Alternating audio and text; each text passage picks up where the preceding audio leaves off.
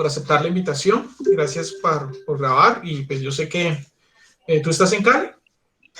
Sí, en Cali. Pues aquí sabemos, pues yo en este momento estoy en Popayán, pero pues hay varias personas que están en diferentes lugares, y pues sabemos que la situación pues en Cali está bastante complicada, pero pues que todo esté, pues las cosas no estén tan graves por donde estás tú. Y Sí. No, no, es decir, es un lugar particular porque estoy cerca a, a un lugar de mucha confluencia, pero el lugar en donde estoy lo escucho todo y es muy angustiante escuchar todo, pero afortunadamente no me he visto en problemas, que es Ameco, que es al norte de la ciudad. Allí ha habido barricadas y cosas bastante fuertes, pero no me ha tocado, pero sí he escuchado la angustia de la gente y es terrible y bueno, creo que hoy está un poco más calmado, pero no sé si es cierta esa percepción, pero bueno, es lo que sé. José también está en una zona un poco compleja, ¿no? José, vos estás en San Antonio. tienes el micrófono apagado. Hola. Ahora sí. Oh, Es que mejor. tenía un problema con el micro del compu y me tocó desde el celular, qué pena. Mejor. Okay. Sí, pues la situación, nosotros estamos en Santa Isabel, aquí está muy cerca Siloé. Ok, Santa Y Isabel. las noches en las que ha habido, pues el lío complicado han sido terribles porque la verdad se escucha muy, muy feo. Pero sí, hoy sí ha estado calmado. Yo salí hoy, estuve en la loma un rato y pues sí, se respira calma. Vemos que la gente está como muy Bueno. amena, hay música, de todo, poesía. Esperemos Vale, que así siga. gracias especialmente que es que en medio de todo este caos pues hayan dado pues este espacio para conversar con nosotros, y pues también pues solidarizarnos pues con lo que sucede pues, en Cali. Yo estoy en Popayán pues las cosas hoy también están más calmadas que otros días. Parece que sí ha servido un poco el pacto que se ha hecho, y no, pues que la situación mejore, ¿no? Que las cosas se Sí. Eso esperamos, sí. Así es. Bueno, primero que todo queremos felicitarlos por el trabajo que hicieron por Universo Canchimalo Libertario, específicamente por la novela gráfica. Nosotros somos un grupo de lectores de historietas, que algunos también hacemos historietas, y parte de nuestro aprendizaje es la lectura de otras producciones colombianas. Y lo que hacemos, lo empezamos a hacer desde el año pasado, es que nos reunimos, a veces, el año pasado era una vez a la semana, y leíamos una historieta, durante una hora la conversábamos, y si era posible, invitábamos a uno de los autores a conversar sobre la historieta. Nos interesa mucho conocer el proceso creativo. Y menciono que somos historietistas porque la mirada que nosotros les hacemos es una mirada no tanto como un lector, sino también como una mirada de relojero para ver cómo logran hacer las cosas, y pues para aprender de las cosas que nos gustan pues a nosotros. Y es la primera vez que aquí tenemos a una editora, ¿sí? Siempre hemos hablado con guionistas o con dibujantes, y aunque hemos hablado de tener la posibilidad de invitar a editores, ahora tuvimos a Pablo Guerra, que Pablo Guerra sí es editor, pero él también es guionista. Pero cuando hablamos con Pablo, no hablamos desde el punto de vista de la edición, sino desde el punto de vista de su trabajo como guionista. Entonces es tenerte aquí, y además porque, según entiendo, tú también eres productora. Y eso es productora del corto. algo que no, también es bien interesante saber, y que casi uno nunca habla de, que es una parte muy importante, que es la producción. Entonces, pues primero que todo, nos gustaría que nos contaran un poquito de quiénes son ustedes, un poquito del rol que tienen en el equipo de Cine Espina, y Ujú. también en esto que no podemos, que fue las primeras preguntas que nos surgió, o sea, entendemos que esto es una historieta que va a ser parte de, pues, un transmedia porque hace parte de diferentes propuestas. Ustedes tienen un cortometraje, creo que están trabajando en un largometraje, no sé si es 2D o 3D. Entonces, si nos pueden contar como el lugar de la historieta, bueno, quiénes son ustedes, el lugar y el lugar del universo Canchimalo y Libertario en medio de esta apuesta más grande que tienen de todo lo que es el universo Canchimalo. Muy bien. ¿Empieza usted, José, o empiezo yo? No, empiece Eli. Usted tiene más claro el panorama siempre. Bueno, este es un escenario muy bacano, muy interesante. Muchas gracias por la invitación, porque cuando decís nosotros leemos desde otro lugar, eso es maravilloso, ¿no, José? Yo creo que aquí va a ser muy rico eso, porque yo vengo de la literatura y por eso empiezo por ahí. Yo soy profesora de la Universidad del Valle de Literatura. Y me gusta contar historias y también transité por el teatro un buen tiempo y en el espacio del teatro conocí a Eugenio Gómez, que es dramaturgo, que es el escritor de la novela gráfica y es el realizador del corto y es actor y bueno, le pega muchas cosas porque él también le gusta crear historias y cuando nos encontramos en una especialización en dramaturgia en Bellas Artes como profesores, nos preguntábamos estábamos un poco insatisfechos porque en la academia no encontramos un espacio para crear. Pues, la academia se restringe a, cuando digo restringe, no lo digo en negativo, sino tú eres un docente contratista y ya. Y tus procesos creativos se limitan a programas de curso, o sea, inician el semestre y terminan con el semestre y ya. Entonces, es muy difícil hacer procesos de largo aliento, aunque es un proceso valiosísimo porque como docente he tenido la fortuna de conocer muchos talentos y mucha gente, pero uno no logra hacer procesos largos, a no ser que logre hacerlo en una licenciatura y a veces uno tiene esa posibilidad. Entonces, cuando nos encontramos en esa disyuntiva de dónde podemos crear y hacer un proceso propio, decidimos crear un espacio propio que es Sin Espina y nosotros nos denominamos como cinespinólogos, que su acepción es curiosos profesionales. Es un juego un poco que tomamos de Gianni Rodari, de la gramática de la fantasía, y como venimos de la escritura creativa, de la dramaturgia y de la literatura, por ahí empezamos a contar historias. Y lo que descubrimos es que no queríamos restringirnos a una sola manera de contar, sino que nos gustaba explorar muchas maneras. Y como veníamos de diferentes disciplinas, pues el ADN de Sin Espina es que la historia no está definida por su paquete, por aquello que lo contiene, sino vamos a ver qué surge de las historias y cómo quieren ser contadas.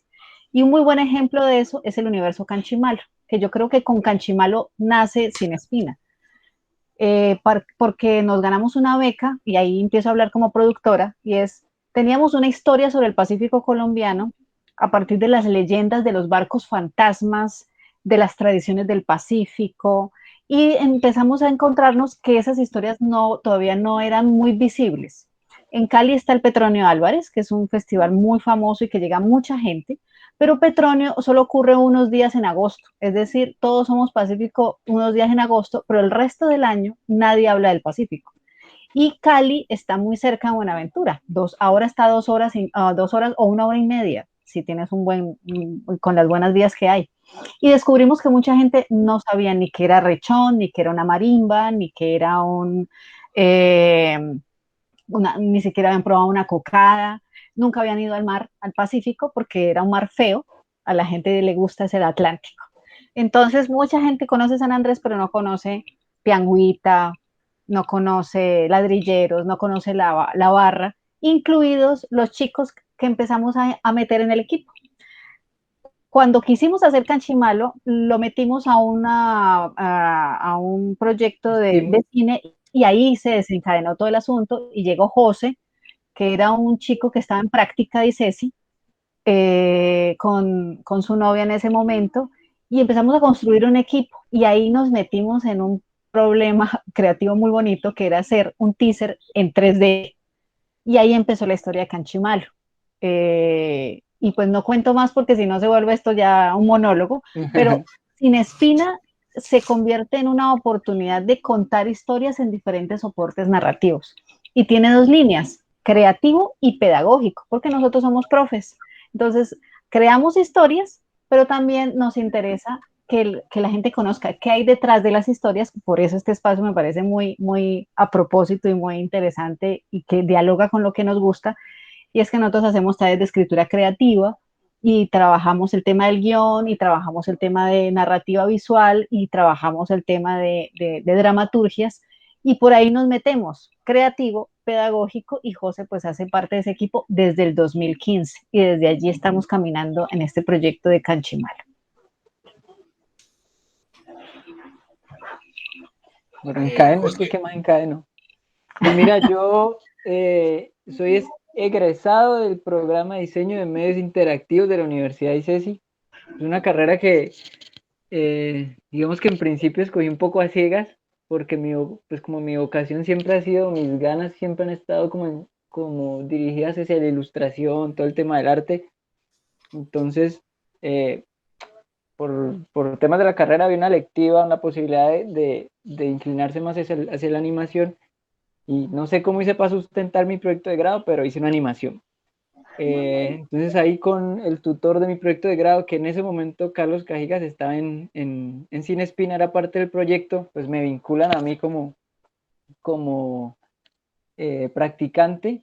Entonces en el 2015 entro como a hacer todo el tema de apoyo en el teaser 3D a la directora de arte en ese momento. Entonces yo empiezo como siendo asistente de arte de los inicios de todo el universo Canchimalo, inicios gráficos hablo yo.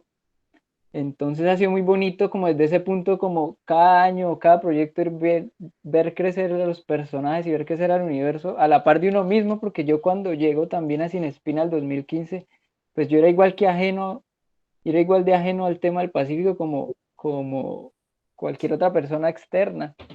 Yo vine a aprender muchas cosas y todo ese tema del territorio, digamos que le abre a uno otras visiones del mundo. Entonces es muy curioso porque yo he ido casi, la creación del personaje Canchimalo me ha enseñado muchas cosas a mí y de alguna forma hemos crecido así como a la par y cada proyecto ha sido lo mismo. Entonces es muy curioso. Muchas gracias. Siguiendo con esa línea, háblenos de ese universo Canchimalo. ¿Qué hace parte del universo Canchimalo? ¿Con qué empezó y qué, o sea, qué ha pasado, los premios que han ganado y también de qué es lo que se viene? O sea, o en qué están trabajando ahora. Canchimalo empezó siendo un guión para largometraje de animación. Así empezó, una idea, bueno, no, me va a devolver. Canchimalo empezó siendo una obra de teatro, así empezó Canchimalo. Pues Eugenio es dramaturgo y empezó por un encargo. Se conmemoraba la presencia de la llegada de japoneses a Colombia a través de Buenaventura.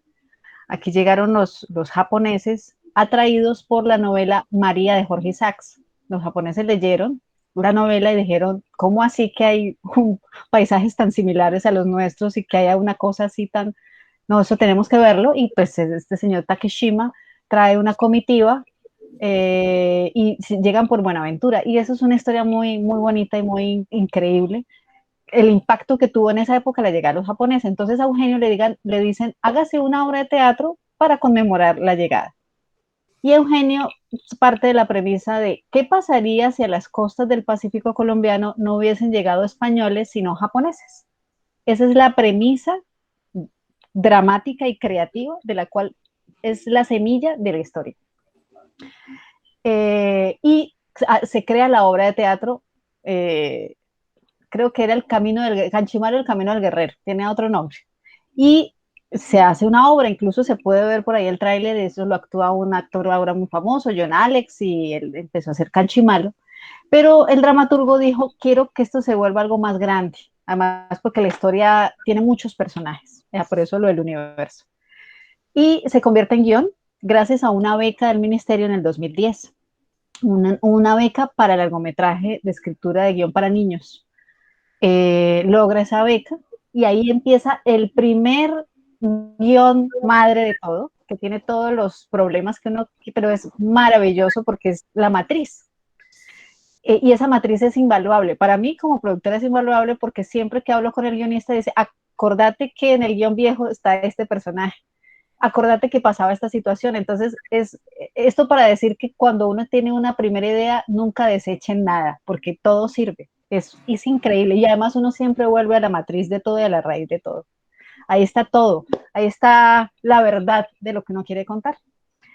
Se hace el guión, pero Eugenio no es del campo de la animación y se encuentra con Carlos Andrés Cajigas, que digamos ha sido una de las personas que se ha movido en el campo de la animación en Cali hace mucho tiempo, y él se contactan y se unen esos dos mundos extraños, animación y dramaturgia, y claro, el guión no es propiamente un guión, es demasiado literario, entonces el guión comienza a tener unas transformaciones. Gana una beca para hacer un teaser. Problema, no sabemos cómo se hace un teaser en 3D. Entonces, ¿qué viene? Aliarse con otra gente. Entonces empezamos a saber quién hace 3D en Cali. Pues fue muy complicado, ensayo y error, ensayo y error. Y en ese momento estamos en dos universos. La creación del universo gráfico, que es donde está José y otros chicos muy talentosos, que empiezan a crear de dónde surgen los personajes. Y quizá ahí José pueda contar. ¿Te acuerdas cuando hacíamos esos grupos con niños? Y eso era una cosa muy loca porque dijimos, ¿cómo construir al personaje? Como esto no es ese asunto de los focus group, empezar a chapucear y aprender, y entonces se hacían modelos y cosas, y era muy gracioso porque los niños, es increíble, los niños copian los rasgos y dicen, este es el malo, ¿no? Era increíble, este es fulano, Canchimalo parecía una niña al inicio, ¿no? Porque tenía la coleta y toda la cosa, pero eso fue muy valioso, trabajar con niños, porque los niños son muy honestos. ¿Y qué es trabajar 3D, José? Yo ahí sí no me meto, pero ahí nos encontramos con un aliado, tuvimos ensayo de error, no voy a contar cosas, pero fueron cosas terribles que pasaron en el teaser. Es más, si quieren, luego les pasamos el link, no sé si se han asomado, Sí. nosotros tenemos un canal de YouTube que se llama Universo Canchimalo y ahí está el teaser, no sé si lo han visto, en 3D.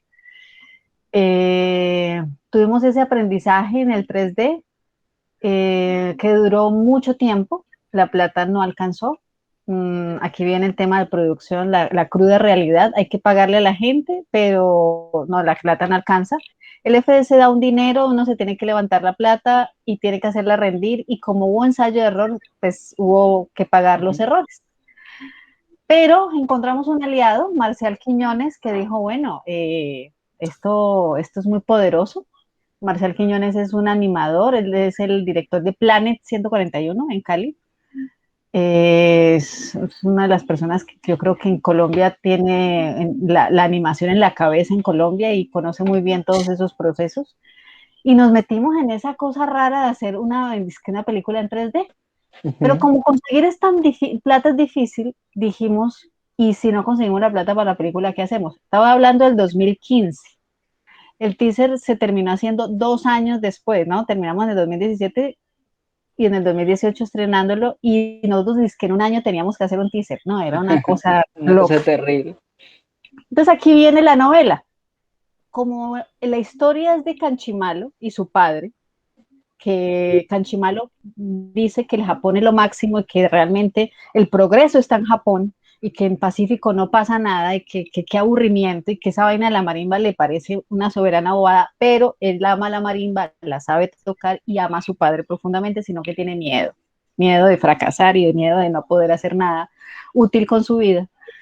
Pero hay otros personajes allí, Luna, que es esta niña, que es la amiguita de Canchimalo, que es toda temerosa, y que la acompaña, pero que en la historia, como ven en Libertario, no tiene mayor desarrollo.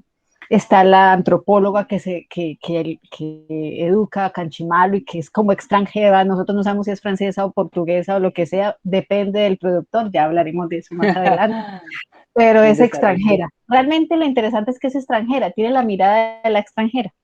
Está Maquerule, está Mamaú, están un montón de gente.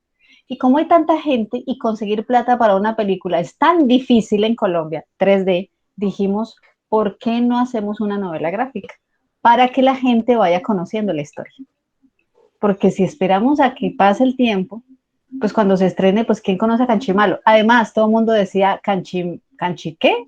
¿Canchimalo? ¿Canchinmalo? Nadie decía el nombre bien, cámbienle el nombre, eso no pega, no, eso no funciona. Canchimalo es un pescado del Pacífico, un canchimalito es un pescado del Pacífico y digamos que ese pez del Pacífico no se lo come sino la gente del Pacífico y se le llama así a las personas que son como mala gentes. ¿Por qué los canchimalitos se comen los desperdicios? Entonces es como el casposo de la historia. Y efectivamente Canchimalo es un poco como ese personaje, a veces como casposito. Y de ahí surge la novela, y ahí es cuando José creo que se siente más cómodo y dice, bueno, ya la ilustración es más cercano a mí, lo podemos controlar más nosotros, y ahí es cuando paso de productora a editora. Es el primer libro que yo edité, sin conocer mayores cosas. Aprendí con este proceso, y ustedes tienen una versión que es tapadura, y nosotros hicimos otra nueva, ¿sí? El año pasado, ya el antepasado, que es tapa blanda por costos, porque es que es muy... Pero nosotros nos quisimos dar el lujo. ¿Cómo hicimos esa novela? Una beca, segunda beca, la beca con la Secretaría de Cultura del Valle, y presentamos el proyecto, que era, no hay una novela gráfica que hable del Pacífico colombiano, bueno, aquí le tenemos Canchimalo. Entonces ahí José empieza, creo que a madurar un poco más el proceso creativo de Canchimalo, y allí es cuando surge la idea del universo, realmente. Porque si ven en la portada, o cuando pasan las páginas, hay un mapa y ahí están los personajes, y dijimos, bueno, pues vamos a empezar a contar la historia de quién es Luna, de quién es Maquerule, porque en la película no se va a poder contar todo, y no va a caber toda la historia, hay que sintetizar. Entonces ahí viene el asunto más interesante. Para hacer un largo hay que saber contar muy bien la historia, y eso ha obligado a ir cortando y cortando y quitando y quitando. Entonces, como uno se merece cada personaje su historia, decidimos que esos personajes van a entrar en una etapa de novela gráfica, para mientras dejar la línea narrativa gruesa para la película. Que eso, si sale, pues eso va paso de tortuga, pero ahí va. Pero repito, ya han pasado 6 años. Si nos hubiéramos quedado esperando a que llegara eso, pues no, no es posible. Luego a la novela viene el cortometraje. Ahí sí ya dijimos, no lo vamos a hacer en 3D, ni locos, vamos a hacerlo en 2D, pero fue terrible también, fue muy traumática la cosa. Tercer aprendizaje, hacer una película en 2D, nunca habíamos hecho eso. Pero ahí ya entrará José a contar, ahí se maduró muchísimo más el universo gráfico. O sea, realmente, gracias a esos procesos y gracias a Dios que no hemos hecho la película, es que nos ha permitido madurar los personajes, la historia, y no meternos en la carrera de hacer en 2 años un largo, ¿cómo? ¿Sí? Y sin saber de qué manera. Entonces, eso es en cuanto a producción, y todo eso es con becas. El corto también se hizo con una beca del FDC para cortometraje de animación del 2017, y su producción duró 2 años. Y en este momento el corto está en festivales. Se estrenó en el 2019 y finales, y ya está en proceso de festivales nacionales e internacionales. Y ahí va como el proceso de mi parte. También he hecho parte del proceso creativo del guión, de la narrativa, pero ya lo otro es lo que cuenta José, que es el proceso narrativo visual de la manera como ha crecido el proyecto, ¿no? Entonces, José, yo creo que ahí sería, en esa línea, pues, Canchimalo ha cambiado enormemente, ¿no? De pasar del 3D a trazo de novela gráfica a 2D, ¿no? Sí, pues ya en términos de, igual en términos de producción y de arte, como que el camino que hemos elegido ha sido el mejor, pero como el más eficiente, el más eficaz, porque teniéndose como se tenía la película 3D como objetivo principal, creo que la mejor forma sin tener un capital o algún inversor o alguna coproducción, era hacer lo que está en nuestras manos y bajo nuestro conocimiento para poder ir desarrollando ese universo, siempre en pro de la novela 3D. Entonces digamos que al principio cuando llegamos, todo el arte era enfocado a 3D, todos los personajes tenían vistas y pues había todo el tema del aparataje, lo que es el 3D. Cuando se terminó eso y se dio la posibilidad de la novela gráfica, pues había que hacer evidentemente un ajuste porque los personajes justamente pues estaban hechos para el 3D y la novela gráfica y el 2D pues nos ofrecen otras posibilidades y otra plasticidad que el 3D no tiene. Es como que empezamos a partir de ahí a rediseñar, por así decirlo, el universo Canchimalo, y la novela gráfica es también lo que ustedes ven, es una exploración. Es la primera exploración que hay de muchos de los paisajes de la novela, de la película, de los personajes. Entonces nos permitió como en doble vía poder sacar un producto en triple vía, sacar el producto, enriquecer el universo artístico de Canchimalo y pues a nosotros trabajar y tener trabajo todo el año, pues lo que dure el proyecto. Luego de la novela gráfica, pues el paso siguiente era pues aventurémonos a hacer a que esto se mueva, a ver cómo se va a ver la película, y justamente teníamos ya, por así decirlo, la historia del Libertario, por así decirlo, un guión en clave de novela gráfica. Entonces volvimos a aplicar al FDC para un estímulo de cortometraje 2D, y metimos el Libertario. Entonces a partir de esa avanzada que fue la novela gráfica, nos metimos de cabeza otra vez a hacer el corto animado, que la idea original es que saliera en la película, porque en la película aparece el fragmento de la leyenda que cuenta Papamarimba a su pueblo, que es el Libertario. Entonces la idea era usar lo que saliera de ese corto y utilizarlo en la película.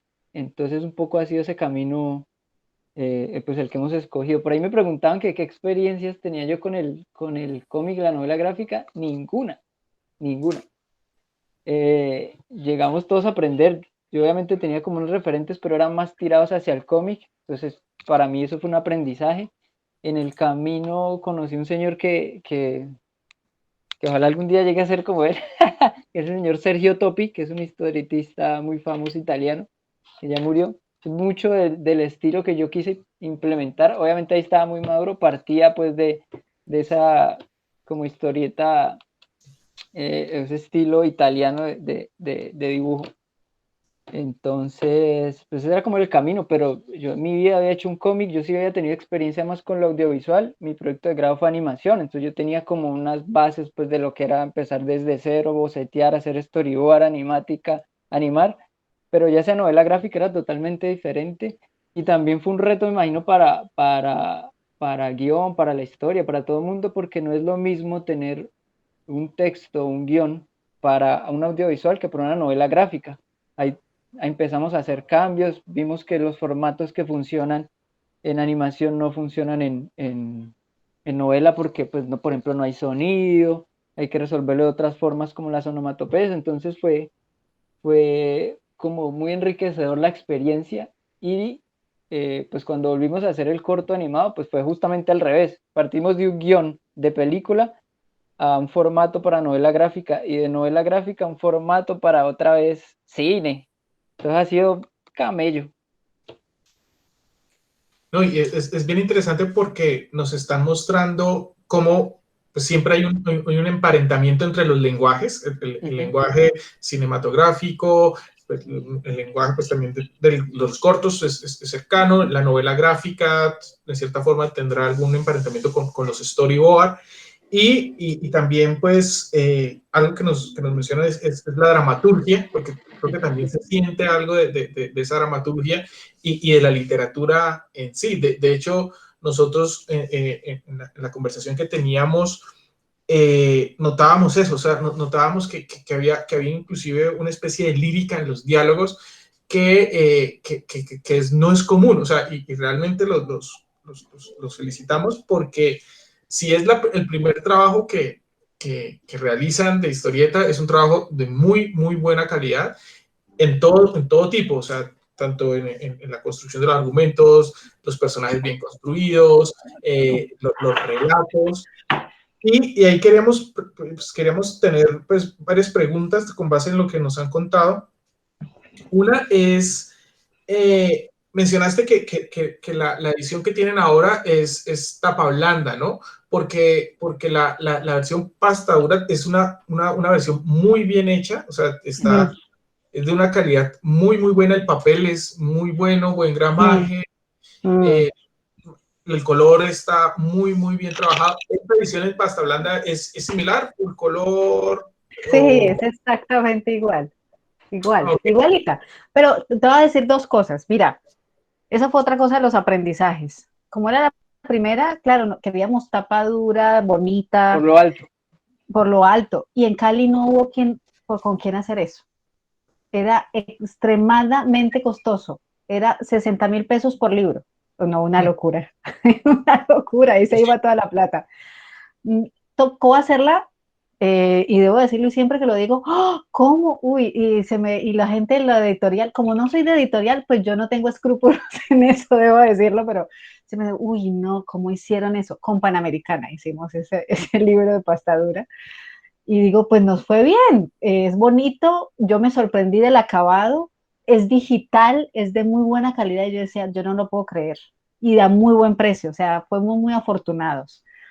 En la versión 2 por costos y porque sacamos más tirajes, que la primera fueron 200, o sea, tú tienes una edición de lujo única, realmente. Incluso me guardé dos porque dije, esto va a valer plata cuando salga Cachimal, digo, versión original. Yo me guardé un par porque dije, a mí me gusta más, debo decirlo, me gusta mucho, a mí me gusta ese libro así, pero este es muy bello, sacamos más, pero te voy a decir el secreto. Así como José dice que se pasó de guión a novela y de novela a corto, cuando hicimos el corto, nosotros hicimos ajustes al texto de la novela a partir del cortometraje, porque dijimos, y esta novela tiene más ritmo que el que leyeron ustedes. Se conservan muchas cosas, está el rap, ¿no? Ustedes no conocen la música, pero cuando hicimos el rap, nosotros ponemos una pista y empezamos a rapear. A nosotros nos gusta hacer el ridículo. Afortunadamente, como hicimos teatro, no tenemos empacho a hacer el ridículo. Cuando hicimos el corto, nosotros nos tomábamos fotos. José incluso se animó mucho también a hacer eso y hacíamos las expresiones de los... Nosotros hacíamos todo eso. Entonces ahí está, dicen que soy el diablo, que soy un esclavista, y todo eso tiene métrica, porque nos queremos que tenga métrica. Y lo mismo, mi abuelo fue marimbero y también le hacíamos música, teníamos una marimba en la oficina. Entonces, cuando terminamos el corto, vimos que ciertos textos cogieron mucho ritmo, sobre todo la ola, el momento de la ola, lo pusimos tal cual como es la novela porque nos gustó más la poética del narrador. El narrador empezó a narrar siempre como narran los narradores del Pacífico colombiano. La voz que ustedes escuchan en el tráiler de Libertario es la voz de un narrador del Pacífico, se llama Mario Riascos. Ahí en el canal pueden verlo a él haciendo el ensayo y viéndolo a él en vivo y en directo, sin ningún tipo de impostación, eso es lo más bonito. Y él es el modelo de Papa Marimba visual, ¿no, José? O sea, Sí, ese claro. referente fue fundamental. O sea, los referentes que tiene la novela son referentes de gente del Pacífico, se tomaron fotos en muchas partes del Pacífico, entonces esos rostros, esos ojos, esos perfiles de madera, que ahorita ya explicará José que hay unas preguntas sobre los colores, todo es intencional a partir del trabajo de investigación del Pacífico, porque queríamos ser muy respetuosos con eso, porque la gente del Pacífico es una gente muy celosa de sus tradiciones, muy, muy guardiana de lo suyo, entonces cuando viene gente que no es del Pacífico, por eso José se hizo trenzas, no mentiras, como Eugenio no es negro, Eugenio es un hombre blanco, pero ese hombre respira pacífico, ¿no? José, ese hombre pues, ama a Buenaventura, ese hombre se va a Buenaventura, ya no puede pues por la pandemia, él tiene un taller de escritura en Buenaventura, pero él tiene amigos en Buenaventura, él me hizo que entender la lógica de Buenaventura, aunque yo conocía el Pacífico ya por otras experiencias, Y eso nos hizo ganar cosas en la novela, pero gráficamente no le tocamos un pelo, por decir algo, para que me entiendan. Pero el texto solamente en las partes claves de la película, que eran tan contundentes como el oleaje, cuando se revela la gente, dijimos, es más poderoso el corto y pasamos ese texto a la novela para que tuviera el ritmo, porque tiene eso, Campas, Cetré, Arará, Lucumí, tiene esa cosa, Congo Mandiga, Arará, Lucumí. Eso no lo tenía la novela anterior.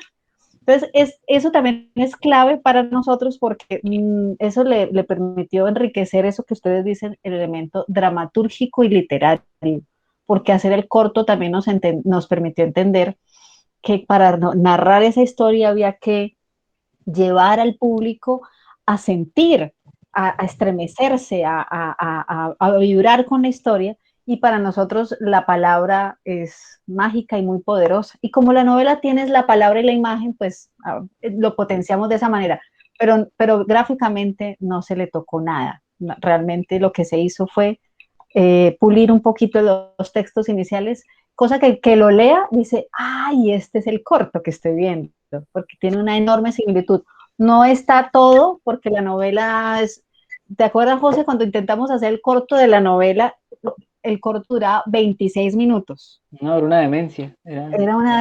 Ahí entendimos que no podíamos trasladar la novela a un corto, tocaba hacer el corto de la novela. Y por eso es un corto de 15 minutos, de 16 minutos, de 10 minutos, claro, quitamos Johnny Bling Bling, es un referente nada más porque esa es otra historia. Entonces aprendimos muchas cosas con relación a eso y le agradecemos mucho a la experiencia del corto por eso, porque nos permitió entender muchas cosas y a ser más tercos con el universo. Por eso queremos seguir contando el resto. ¿Quién es Johnny? ¿De dónde viene? Porque eso no se va a contar en el largo, no hay tiempo para contarlo, pero sí lo podemos contar en una novela.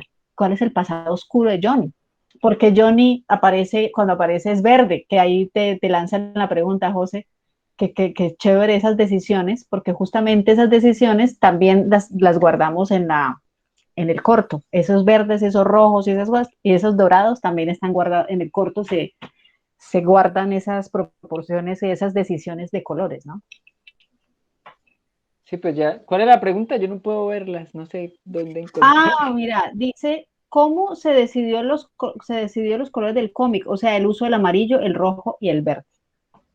Pues mira, No como un tanto negro. poco, en parte, nosotros llegamos a la novela con un arte no tan desarrollado en términos de escenarios y color, eh, aprovechando el contexto del corto en el que hay un escenario real y un escenario ficticio que viene siendo las ensoñaciones de Canchimalo. Entonces quisimos, como ya entrar por el mero color, diferenciar esos dos universos. Entonces decidimos de primera mano que todo lo que viniera de la cabeza de Canchimalo, todo lo que fuera ensoñación, tuviera color. Evidentemente esos colores son mucho más cercanos a lo que es el arte tradicional japonés, porque es el que tenemos en la cabeza, mucho uso del rojo y todo este tema del arte japonés antiguo, que es el azul de Prusia con el que tanto molestaba Eugenio. Estaba en esa parte como que quisimos radicalmente diferenciar un momento del otro. Y ya llegando a la leyenda, siguiendo con esa idea del blanco y negro para lo principal, es que el color ya entraba a justamente diferenciar todo lo demás. Es decir, cuando entrara el rojo es porque había demasiada sangre y ya pues al ojo eso estalla mucho.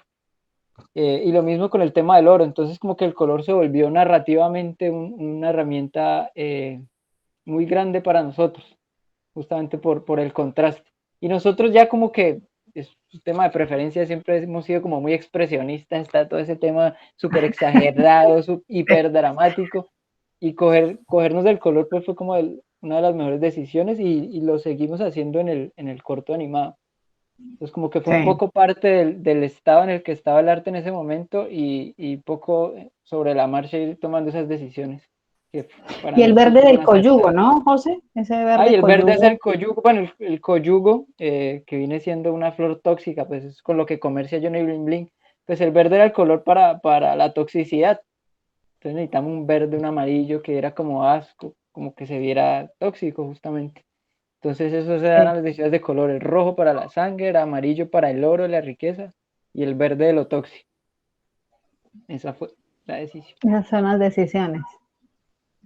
Sí, Paula dice, por eso las mascarillas. Sí, Johnny Bling Bling no está solo, él tiene a unos secuaces, ¿no? Que son los Coleman. Ujú. Esos secuaces, ustedes los ven con unas máscaras, son esos seres que son indefinidos, pero son como esa oscuridad del personaje Johnny Bling Bling, y justamente esa toxicidad, porque ellos son los que se meten en ese manglar y inoculan esos coyugos, y son como esos obreros del negociante Johnny Bling Bling. Sí, esos son los Coleman, que su nombre viene de la lámpara. O sea, realmente todo tiene toda una razón. Esa lámpara se usa mucho en el Pacífico, entonces por eso se toma el nombre. O sea, realmente todo es un ejercicio de decisiones y de secretos, como toda obra que hace que para nosotros tenga sentido, y que también la idea es que la historia tenga como ese sentido que ustedes puedan percibir de la lectura, ¿no? Y de la lectura, además de las decisiones de colores y esas cosas, ¿no? Una de las cosas que nos llamaron la atención y de la que primero hablamos fue una cosa que nos gustó mucho, que es la elección de los nombres. Ya nos has dado varias pistas de Ah, cónyugo, ya. de malo, y también pues de Papá Marimba, de la abuela Mamaú. Mamá ¿De, U. de, de dónde vienen esos otros nombres? Pues un poco había un juego que se tenía al inicio, y era, pues como la premisa es que conocemos tanto del Pacífico como conocemos del Japón, entonces había un juego de hacer, como emparentar palabras japonesas a palabras del Pacífico de las que nadie tuviera idea. Entonces estaba la kawinga, dentro del guión digamos que están esa serie de palabras que nunca hemos escuchado pero que se utilizan mucho allá. Entonces muchas de esas palabras vienen de ahí. Mamaú, si no estoy mal, el U es porque las piangüeras son las señoras que van a coger conchas en los manglares. Para comunicarse terminan todas sus frases en U. Entonces Mamaú, ajá, Mamaú es Mamaú. Y ella también Y como hay es un una, personaje que canta. ahí, exacto, y hay una canción de la Negra Grande de Colombia, Tío Guachopecito. que Tío Guachupecito, siéntese. Y la canción inicia con Mamá, mamá. Entonces, esa manera de llamar justamente es que allá en el Pacífico está Mamá Siete. Las mujeres tienen unos Increíble. sobrenombres construidos por ellas. Entonces, es una mamá. ¿Dónde estás, mamá? Es un poco como eso. Mamá. Ese es un llamado, y se queda de ese nombre. El malo de la historia, Johnny Bling Bling, ese sí es un nombre muy, muy de Buenaventura. Bling Bling es brillo, una persona con mucho blimblineo, con mucho ruido, hace mucho ruido, su personalidad es ruidosa. Entonces, en Buenaventura, esas personas que tienen las cadenotas de oro El y bisabuelo. dientes, y son visajosos, exactamente. Entonces, todo ese visaje y ese ruido se le llama bling bling. Y efectivamente en Buenaventura hay un Johnny Bling Bling que Eugenio conoce, entonces él se cogió ese nombrecito. Ese personaje no se llamaba Johnny Bling Bling, se llamaba Mackenzie. Pero como había un personaje que llamaba Maquerule, cuando Eugenio escribió el guión le dijo, usted no puede llamar dos personajes con la misma sonoridad, le tiene que cambiar el nombre a uno de los dos. Entonces se decidió Maquerule, que Maquerule es el nombre de una canción. McRule era un extranjero, que de ahí sale la canción pim, pom, pam, maquerule, pam, pom, pam, va que sude, póngale la mano al pan pa' que sude, póngale la mano al pan, maquerule. Es nombres del Pacífico. Canchimalo, pues es un nombre del pescado. Luna es un nombre como más tierno, digamos que es un nombre más de esa relación del mar, la luna, la marea, y Lunita le tiene miedo al agua. Entonces es como un nombre que tiene que ver con esa niña sueña, sí, como con un estado, ¿no? Más que una razón particular, específica de eso. ¿Quién más? La extranjera cambió de nombre, ella se llamaba de otra manera, otra se llama Nina. Bianca se llamaba, gracias. Bianca, y ahora es Nina, así está hasta ahora Nina. ¿Quién más nos falta? Ya les contamos Papa Marimba.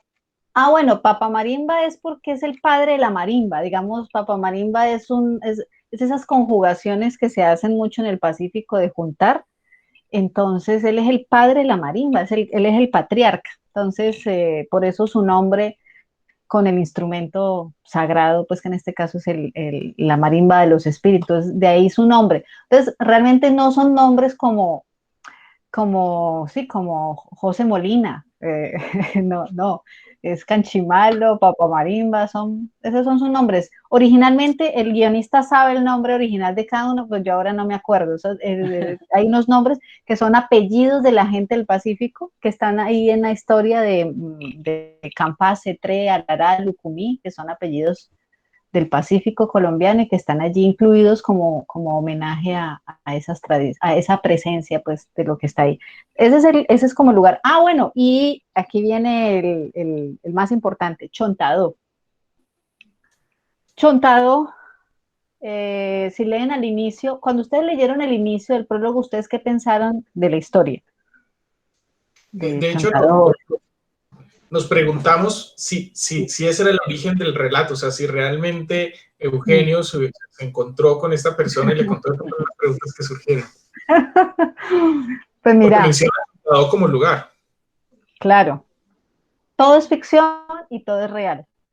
Es decir, ese señor es el constructor de marimbas, que ya es una tradición que está ahí como en crisis, pero creo que se está rescatando ese ejercicio de crear instrumentos, en Timbiquí lo están rescatando, en muchas partes del Pacífico, afortunadamente, gracias a iniciativas, se está rescatando.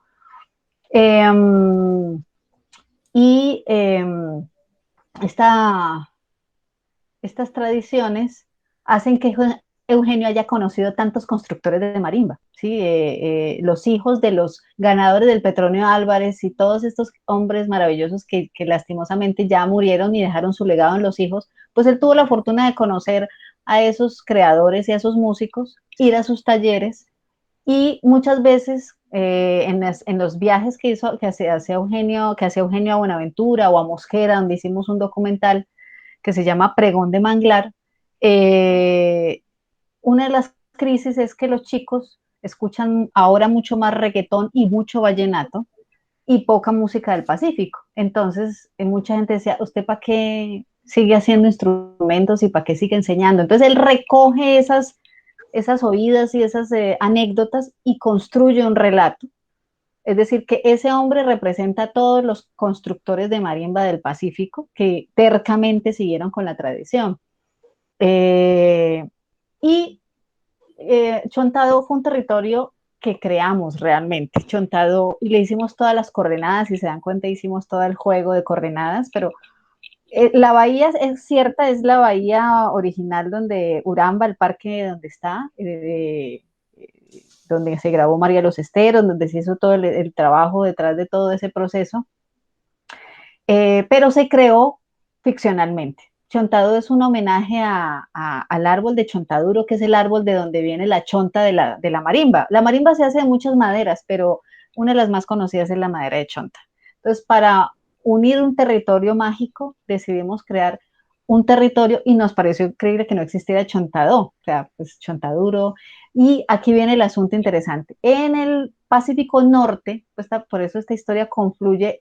Nosotros tenemos dos Pacíficos, el sur y el norte. Esta historia es más del sur que del norte, pero en el norte, ustedes escuchan que hay una zona que se llama Tadó, Quibdó, Chigorodó, y ese Do es la terminación de los pueblos indígenas, es lo que heredaron, dice, la fusión. Entonces, como ese territorio del norte es entre negros e indígenas, y los indígenas en Vera son los que habitaron ese territorio y, digamos, les enseñan a afro que llegan a ese territorio a construir, a sobrevivir y a hacer eso, pues les pasa en la tradición del do.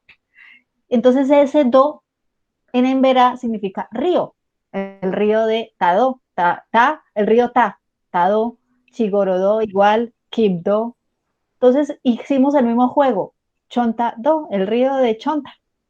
Ese fue el juego. Por lo que te digo, tiene que ver con la realidad, pero lo que quisimos hacer con la novela era totalmente ficción porque no queríamos comprometernos con ningún ejercicio antropológico, de nada. Este no era el asunto. Por eso, el libertario, tercer elemento, es la fusión de varias leyendas del Pacífico. En el Pacífico está la leyenda del Maraveli, está la leyenda del Riviel, que son barcos fantasmas que asustaron a mucha gente por diferentes razones, pero siempre es porque está el diablo ahí metido. Es decir, es como que es un barco castigador por ese tipo, por el elemento cristiano, ¿sí?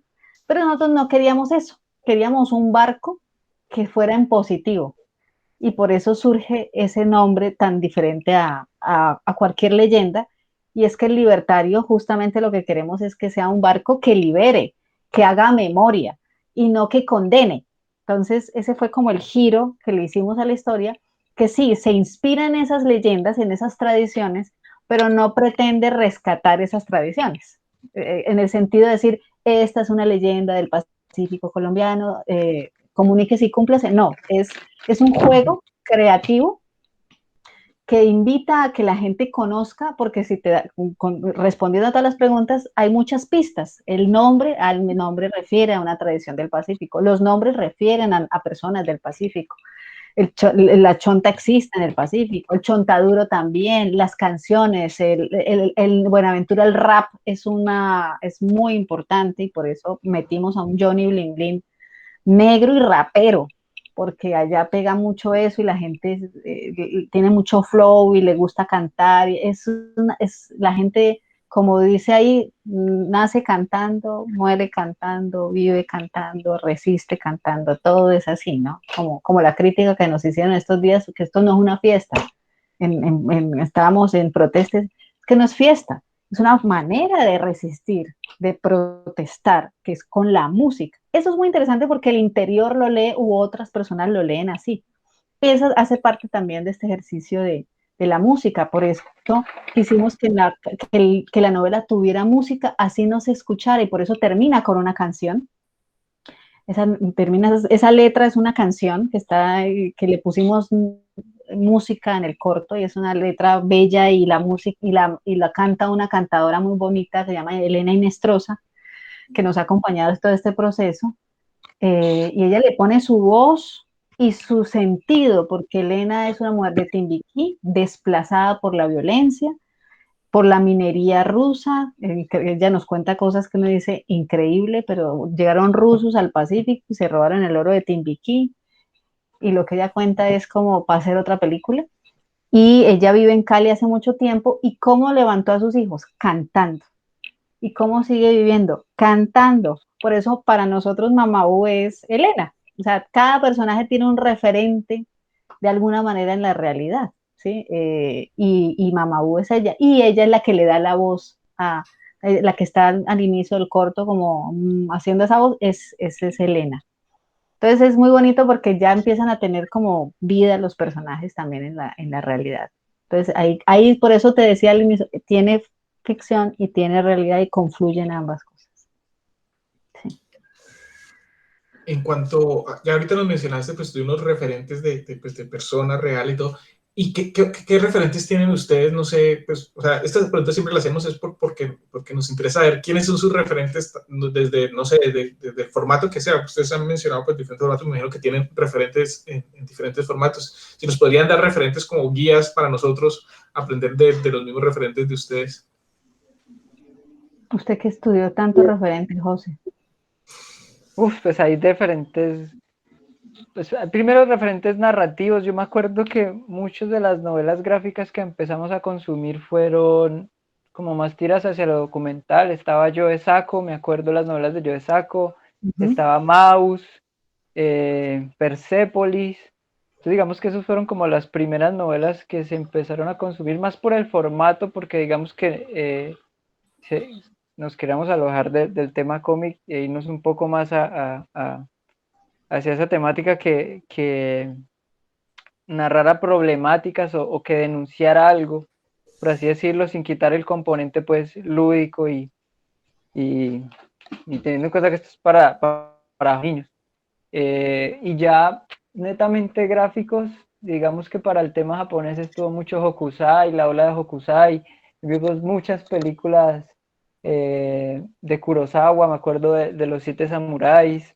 Entonces, mucho el tema estudiando tanto el Pacífico como el Japón, no solo desde los mismos soportes narrativos, sino desde lo que saliera. Vimos mucha música. Para Johnny Bling Bling me acuerdo que el referente de nosotros era Junior Jane, porque era un personaje de acá, digamos que tenía mucho el arquetipo del personaje que queríamos construir y así muchas vainas. Nosotros teníamos un ejercicio en la creación de personajes que es como el ejercicio madre con el que partimos a crear personajes para cualquier proyecto, que es el Super Triunfo. El Super Triunfo fue un ejercicio que propuso Eugenio. El Super Triunfo eran unas cartas viejas de carros que lo que hacían era tenían carritos y las estadísticas de los carros y nosotros quisimos aplicar eso pero a un personaje. Entonces poníamos la foto de un personaje, la que sea, un referente y lo empezamos a desarrollar en muchas estadísticas, por así decirlo, color de pelo, peso y pues ya ámbitos como más personales, ¿no? Miedos, fortalezas. Entonces como que hicimos un gran formato y ese formato lo íbamos nutriendo con lo que cayera, con cualquier tipo de referente y obviamente pues en las reuniones de guión y todo pues se iba actualizando eso pues, a escala más detallada, pero un poco la guía nunca estuvo muy amarrada a un referente único, podría decirse así. Literariamente y de pronto visualmente también este tema de la esclavitud fue un tema de mucho estudio, de referentes, que está Raíces, u otras películas en donde siempre buscábamos cómo se retrataban esos barcos esclavistas, el barco Amistad, esa película Amistad, y series y muchas cosas como para poder entender desde dónde narrar esos episodios. Como la novela también son diferentes ambientes, está el Pacífico que tiene su ambiente de manglar y para eso pues la experiencia de hacer el corto en imagen real de María de los Esteros pues fue revelador para hacer eso. Luego está el mundo de la ensoñación, que es el tema de la mezcla entre lo afro y lo japonés que existe, ¿no? Es muy interesante ver que existen tendencias de esa mezcla. Está este personaje, ay, ¿cómo se? Afro Samurai, me acuerdo que era un referente narrativo para Eugenio, me acuerdo, no sé si vos lo viste, Afro Samurai, no sé, yo realmente no. Bueno. Sí, muy bueno. Ven, a ver, tiene hojalática. Eso empezó a ser como, ¿qué es esta mezcla tan rara? Y en la realidad hay gente en Japón que tiene esa cosa negra afro, hay grupos, o sea, uno empezó a ver que hay tribus urbanas con esa mezcla. O sea, que eso no es un invento de uno, y eso es clave investigarlo porque ahí uno aterriza y dice, nosotros no nos estamos inventando nada, es hacer un rastreo de esas cosas. Y claro, los referentes son, pues, desde Junior J, como vos lo nombrás, que yo ni me acordaba, hasta Afro Samurai, ¿cierto? O, por ejemplo, un relato que para nosotros es muy importante, que dice, ¿y qué tiene que ver? Para la historia son dos cosas. Rango, para nosotros fue una película fundamental, porque Rango tiene un ejercicio de investigación exhaustivo en territorio desértico. Nosotros vimos el detrás de cámaras, investigamos, porque nos asombraba mucho el universo narrado allí, y además que es una narración que no está dirigida exclusivamente y no parece para público infantil, sino un público mayor, la manera de narrarse, el inicio es muy teatral, hace un personaje shakespeariano y cae de un, o sea, son unas cosas absurdas y hay ensoñaciones, y ver la historia nos permite decir, no, pues contemos la historia como como queramos, o sea, nos permitió como darnos un poco de libertad, pero también mucho rigor. Entonces, por eso compramos un libro japonés, ¿no? De pinturas japonesas, y fue todo un estudio de inmersión en ese asunto, y también un libro del Pacífico. Eh, ese fue como uno de los referentes, me acuerdo yo, Rango, y el otro referente se me olvidó, mira, creo que era música, raperos. Estos chicos, esta gente, los dandy de África, ¿te acuerdas, José? Que hay unos, no se acuerda y tiene el coso cerrado. Es que en África hay unos personajes que son unos dandies, que son unos personajes que se visten divino y viven en África y gastan su último centavo por comprar cosas de marca. Y nosotros nos sorprendía mucho eso y eso nos permitió mucho pensarnos a un Johnny. O sea, mire que es Junior Jane con Afro Samurai y los dandy de África. Mezcle pues todo eso y se mezcla y sale Johnny Bling Bling. Entonces, ese tipo de referentes nos permite tener la posibilidad de jugar y no simplemente restringirnos a que así debe ser. Yo creo que esa es una de las libertades que le da a uno el no saber, ¿no? La ignorancia, como que la estamos embarrando, pero no nos damos cuenta, entonces nos vamos a dar la pela para ir explorando. Entonces, por eso ven un canchimalo en el 3D, un canchimalo en la novela y un canchimalo en el corto. Y claro, un productor de afuera dice, pero venga, ¿quién es Canchimalo? A ver, ¿qué es la historia que quieren contar? Entonces, el universo no le cuadra a los productores de la película, pero a nosotros sí nos cuadra, porque a nosotros sí nos interesa contarles las historias. Pero para un productor de afuera no vende eso porque es muy enredado y solamente vende la película. Ya, la película, no nos metan más cuento. Pero nosotros nos encarretamos con el universo. Entonces, uno empieza a entender que este tema del cine, la editorial y todo esto tiene sus bemoles, pero hemos tenido la fortuna de aprender en el proceso y de darnos la oportunidad de equivocarnos y después de encontrarnos con espacios como estos y decir, funciona y qué bacano, y uno dice, pues qué bacano, que uno tenga esa retroalimentación y dice, bueno, funciona y por ahí podemos seguir trabajando y en efecto, pues actualmente estamos en otro proyecto de novela gráfica muy distinta, pero queremos seguir por esa línea. Entonces, eso es lo que nos deja esto, ¿no? Si se hace la película, fantástico, pero no está en nuestras manos. Estará en un productor que llegue con plata. No tenemos la plata, o sea, esa es la realidad. Como que entendimos eso y no nos angustiamos por eso. Pero sí está en nuestras manos seguir haciendo novelas. Y ya aprendimos un proceso, ahora estamos aprendiendo con otro totalmente diferente, ¿no, José? Entonces, es otra cosa, es otro proceso que ya les contaremos si hay otro espacio, pues qué chévere poder contarles de qué se trata y que conozcan la historia, ¿no? Sí, muchísimas gracias. Ya llevamos una hora conversando, Sí, pero yo no quiero dejar ir sin preguntarles una cosa que me gustó mucho de la obra, de la novela, y es en cuanto a la representación. Tú ya nos contaste mucho del respeto que tienen ustedes por hacer una representación que dé cuenta y que en cierta forma no incomode, digamos, a las poblaciones negras y todo, y yo creo que lo logran. Entonces nos gustaría que nos aconsejaran mucho porque nosotros a veces queremos trabajar, por ejemplo, temáticas indígenas, pero no, o sea, hay que manejar eso con mucho cuidado porque pues, hay casos como de varios historietistas donde ellos tienen la oportunidad de ir a las comunidades y decirle, mire, esto es lo que estamos haciendo, y entonces le dicen, no, yo no me he visto así, dibújeme así. Entonces, eso me parece que es súper clave, y pues en unas presentaciones que vi creo que de José y de Eugenio, donde mencionan que tenían la oportunidad de ir allá, que fueron al manglar. Entonces, si nos podrían contar cómo fue ese proceso de ustedes para lograr una tan buena representación que hay del Pacífico.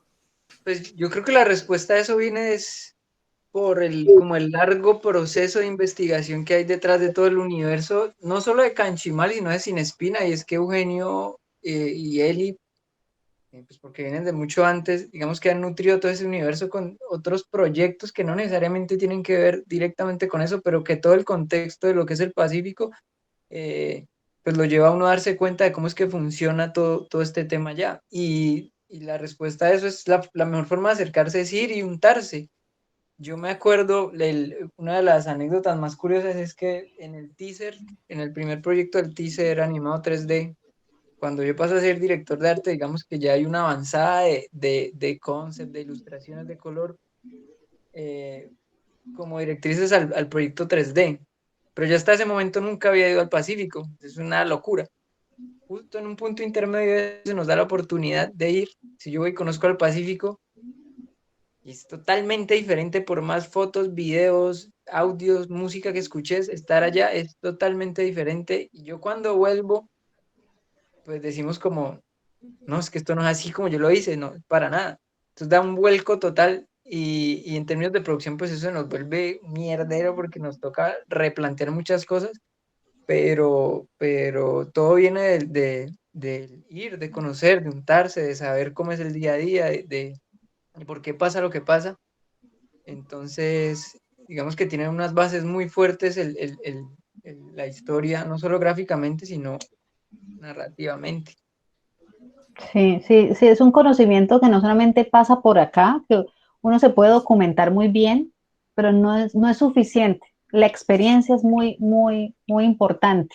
Y cuando decimos la experiencia es, pues, y con las comunidades, es hablar con esos mayores, hablar, escucharlos y de alguna manera con Eugenio o cuando hacemos esto y que hemos hecho otras cosas, es como una suerte de pedir un permiso, es decir, hay dentro de estos asuntos están esos temas, sobre todo en las comunidades indígenas, hay mucha desconfianza, pues claro, es que han sufrido saqueos por años, ¿no? Llegan los antropólogos y hacen su estudio y se van, pues ya lo han vivido tantas veces que dicen, ¿y nosotros qué ganamos con esto? Claro, no son vinculados, no son incluidos, no son escuchados.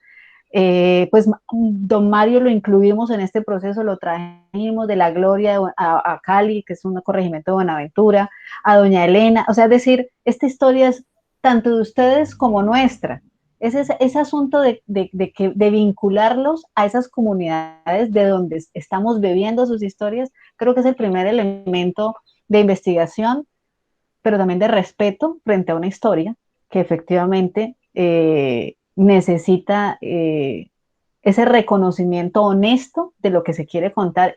Y también quería resaltar algo, y es que a veces hay una tendencia desde la ilustración, porque he trabajado con diseñadores en Bellas Artes y esas cosas, de como dice José, ver referentes en Internet y con eso es suficiente. Y confunden un guambiano con un NASA, o sea, es gravísimo. Y no, pues es lo mismo, no es lo mismo, estás cometiendo un grave error. Pero no, eso es igual, pues igual son lo mismo. No no es lo mismo. Entonces, desde allí, ese respeto es que toca ir a hacer trabajo de campo, pequeño, grande, como sea, es fundamental, como dice José, untarse, porque estamos hablando de patrimonio, de dignidad cultural. Es como cuando uno le choca que uno le digan que el ecuatoriano y el colombiano es igual y que eso es lo mismo y que la cumbia de allá es la misma, epa, uno igual, uno empieza a decir, no, venga, vamos por partes. Entonces creo que es una responsabilidad del creador, de los creadores, que la investigación no solamente pase por aquí, sino que también pase por el corazón, por los sentidos y que usted sepa que sabe eso que usted va a poner allí. Cosas básicas, mínimas, y no contentarse con estereotipos de lo de siempre. Y a veces yo veo en los trazos, a veces gráficos, que al indígena es típico indígena y al negro el típico negro de ciertos rasgos, y dice, pues no, hay muchos tipos de afro y hay muchos tipos de indígenas, desde el guayú hasta la diversidad que tenemos es maravillosa. ¿Por qué no incluirla en un proceso creativo? Y lastimosamente, debo decirlo, en los procesos creativos muchas veces estos procesos de investigación no les dan presupuesto, porque es, créelo, me pasas el dibujo, le ponemos el texto, le pagamos al guionista, lo editamos y salió. ¿Y la investigación qué? Eso vale. Ese ejercicio vale. Y lo he sabido porque cuando hablo con productores formados o editores formados, no le dan, y me parece muy particular, no le dan mucha importancia al proceso previo de investigación, no le dan plata a eso. Y irse a sentar con ellos, a comer y a conversar, eso es parte del proceso creativo. Y eso es inversión en un proyecto y garantía de que va a salir un producto con el que uno va a estar contento y satisfecho. Entonces, es eso. Y como dice Lina, claro, en Buenaventura se ha presentado Libertario, María Los Esteros, Canchimalo, con la biblioteca de Buenaventura, de la biblioteca del Banco de la República. Les participamos todo el proceso creativo de la novela y del corto, y era increíble que ellos dicen, ¡ah! Es increíble ver el Pacífico en pantalla, es increíble ver el Pacífico en un libro. Se sentían orgullosos, pero también hacían la pregunta, ¿por qué lo cuentan ustedes si no lo contamos nosotros? Y decía, bueno, pues precisamente la invitación es que cuenten sus propias historias. Y curiosamente, y de manera afortunada, debo decir, el audiovisual y la animación en Buenaventura está tomando un auge muy importante. Y no se me haría extraño que en unos meses o años, pocos, empiecen a salir producciones gráficas, audiovisuales sobre el Pacífico, porque cada vez se están dando cuenta de la necesidad y la importancia de que cuenten sus propias historias y que vayan aprendiendo en el proceso. Y justamente creo que Canchimalo fue como ayudó a ese detonante de decir, qué bueno darse cuenta que el Pacífico es un territorio bello para contar historias y que puede ser atractivo no solamente para nosotros, para Latinoamérica, para el mundo. Nosotros compartimos la marimba con México, ellos también tienen marimba, con Guatemala, con el mismo Ecuador. Entonces, imagínense hacer un territorio de la marimba, nosotros compartimos muchas cosas, entonces nos abrimos y el territorio de la marimba puede ser una oportunidad para relacionarnos con el resto de Latinoamérica y qué decir del balafonte en África y qué decir de los instrumentos japoneses que tienen sonidos tan similares. Entonces, el Pacífico comienza a tener unos diálogos bien interesantes y de ahí viene todo este ejercicio de investigación. Eso es. Bueno, muchísimas gracias. No sé si alguien quiere hacer una última pregunta.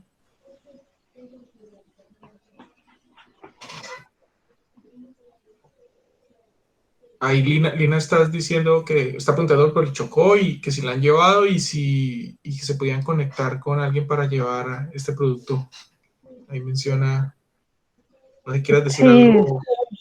yo escuché algo con Motete, algo se hizo con María de los Esteros, pero creo que no se ha hecho nada con Canchimalo, no.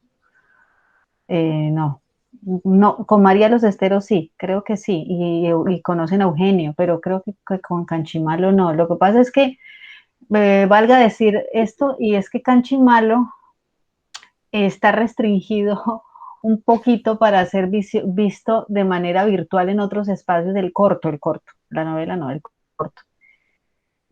Y creo que a partir de la próxima semana, si mi memoria no me falla, va a estar disponible el Libertario en RTBC Play gratuito. Entonces, chévere que lo puedan ver y lo puedan compartir y que mucha gente pueda ver el Libertario. Y también ahí está María de los Esteros, está en RTBC Play, ahí lo pueden encontrar también, pueden ver las dos. María es como la imagen real de donde bebe la novela, y están las Pangüeras, que es como de donde bebe el personaje Mamaú, y va a estar el Libertario, entonces ahí va a estar. Y con estos festivales, a veces, como estamos en virtualidad, muchas veces proponen visualizaciones virtuales y no, en este momento no nos es posible por el compromiso con el RTBC Play. Pero chévere hacer algo con la novela en el Chocó. Pero bueno, hay posibilidades, pues bacanísimo, buenísimo. Creo que Lina, sí, Lina había levantado la mano, abre el micrófono. Sí, no, pues precisamente quería como decirles eso, que me parecería muy, muy bello que pudieran llevar la novela a conectarse con Belia y con Motete, porque Motete tiene unos procesos de lectura y talleres de lectura con niños y con jóvenes en varias partes de Chocó, están en Quibdó, pero también creo que están en Vallasolano. Y me parece que el proceso de lectura de Canchino, y pues además por el componente pedagógico que ya nos has contado, creo que sería muy potente. Sí, No, yo creo que sí. sería como un enlace muy, muy bueno para poderlo hacer. Buenísimo. Sería fantástico. Claro que sí. No sé cómo sería el contacto, cómo se presentaría, bueno, no sé. Ya, tú No me dirás, sé, pues, Lina. si quieres con Javier, ya luego nos cruzamos, pues, y nos ponemos como en contacto con Belia y miramos a ver qué se puede Ah, enlazar. bueno, perfecto. Buenísimo.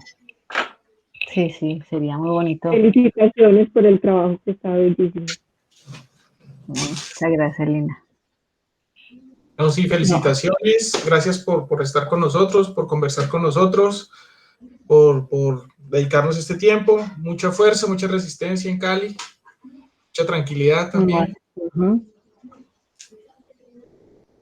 Buenísimo. Sí, sí, sí. Aquí estamos. Y lo importante es crear estos espacios de encuentro, de red.